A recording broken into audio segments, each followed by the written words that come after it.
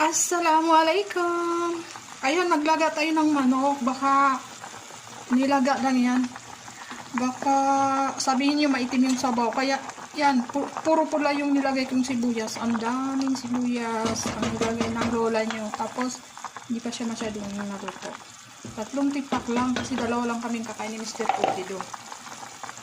Ito, ilalagay ko na yung ating paminta. Nalagyan ko ng pamintang buo kasi masarap yung buo-buo. Ito yung hahalo natin mamaya.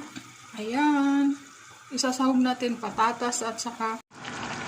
Ayan guys, mga lalabs. Ito, luto na yung ating nilagang manok.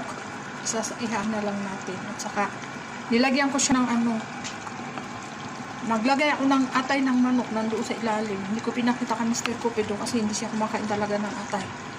So, ito, thank you for watching. Sana nagustuhan nyo. Masarap ito sa taglamig.